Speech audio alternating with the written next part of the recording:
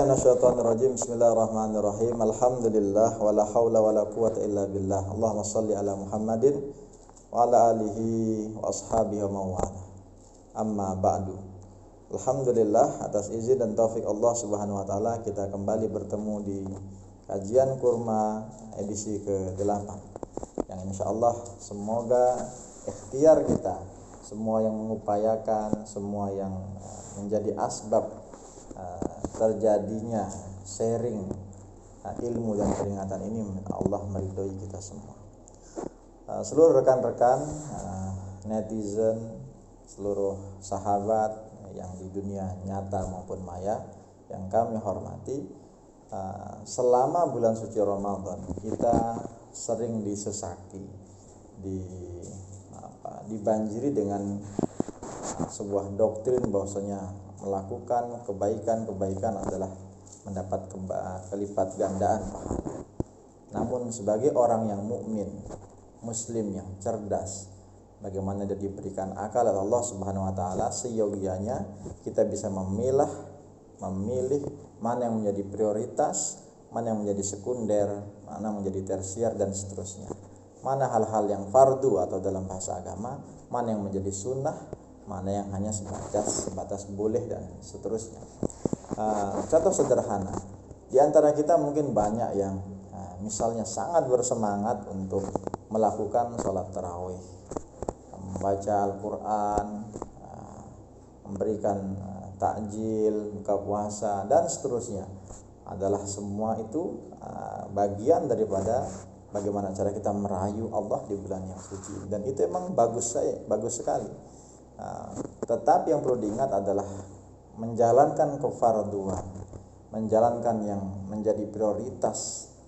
Kenapa kita diciptakan? Melakukan rukun-rukun yang utama itu jauh lebih mendesak, lebih urgen dan prinsip untuk dilakukan. Maka Ibnu Hajar Al-Asqalani,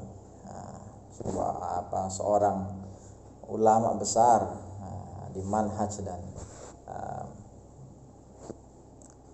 kelompok kita Ahlus Sunnah wal Jamaah, beliau berpendapat bahwasanya annan nafilata la tuqaddam, sesungguhnya hal-hal yang sunnah la tuqaddam alal fardhah, tidak bisa melampaui atau mendahului yang wajib. Di annan nafilata innama summiyat nafilatan, karena segala sesuatu yang bersifat sunnah itu dikatakan sunnah li'annaha ta'ti zaidah alal fardhah. Jadi yang sunnah itu datang belakangan guna menyempurnakan yang wajib. Jadi jangan sampai kita tertipu. Contoh sederhananya, kita begitu semangat untuk tadarus, kita semangat untuk buka dan sahur, naudzubillah kita kelewatan salat subuhnya.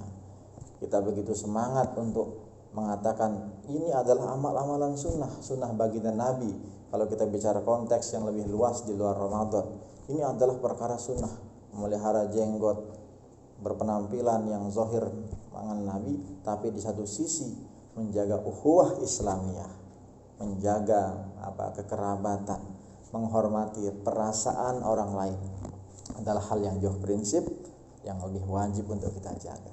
Jangan sampai karena perbedaan jumlah sholawat tarawih, perbedaan mengenai masalah pendapat kunut dan tidak, menjadikan kita lebih mengedepankan hal-hal yang tanda kutip lebih ringan itu dengan mengorbankan hal-hal yang bersifat lebih besar, lebih luas, yaitu persaudaraan, ukhuwah Islamiyah. Maka sebagai penutup untuk kajian edisi ke-8 ini, izinkan kami menyampaikan kembali.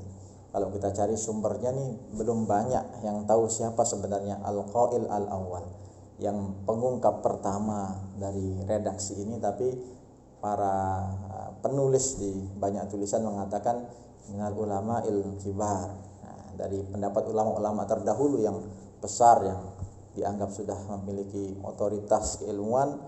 Mereka itu mengatakan man syaghalahu al-fardha, barang siapa yang disibukkan dengan hal-hal yang wajib, anin nafal, sehingga dia kadang-kadang melewati yang sunnah, fahuwa ma'dzur, maka mereka adalah orang-orang yang bisa dimaklumi. Artinya mereka mendapatkan dispensasi atau kita jadi orang yang permisif, oh nggak apa-apa, toh dia juga sudah melakukan yang wajib. Artinya wajibnya didahulukan, diutamakan, sehingga yang sunnah kadang terlewat, kadang dinomorduakan, sehingga mereka dikatakan mereka ma'dzur, mereka bisa dimaklumi.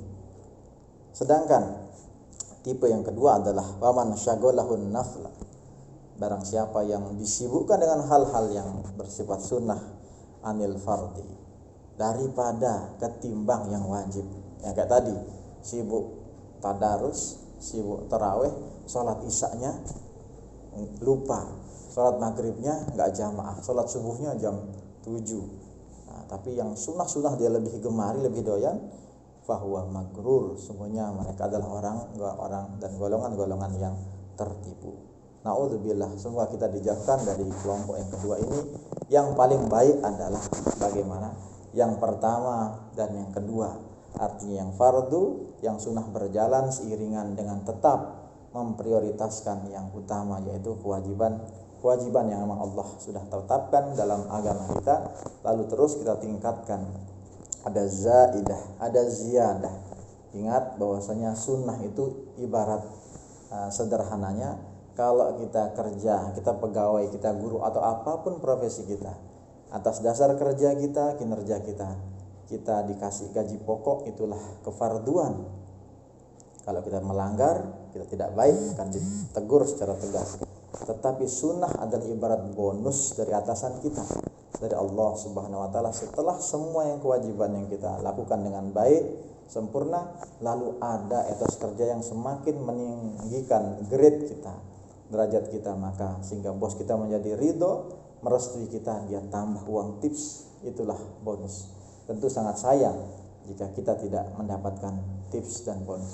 Usinafsi wa iyyakum bitaqwallah. Semoga kajian sederhana edisi ini bisa bermanfaat, tidak hanya dalam skup kecil bernama Ramadan, tapi juga bagaimana kita menjaga perasaan saudara-saudara kita terhadap hal-hal yang jauh lebih besar. Ingat, jangan terlalu banyak mencampuri rumah tangga orang. Dengan pertanyaan apa contohnya? Kenapa belum punya anak? Kenapa belum punya rumah? Kok masih ngontrak sih? Kok nggak beli motor, nggak beli mobil dan sebagainya? Wallahi, itu bukan urusan kita. Banyak sekali orang yang ingin bertanya hal-hal tersebut, tapi dia menahan dirinya, dan itu jauh lebih mulia baginya ketimbang terlalu banyak mengurusi hal-hal terkait masalah pribadi orang lain.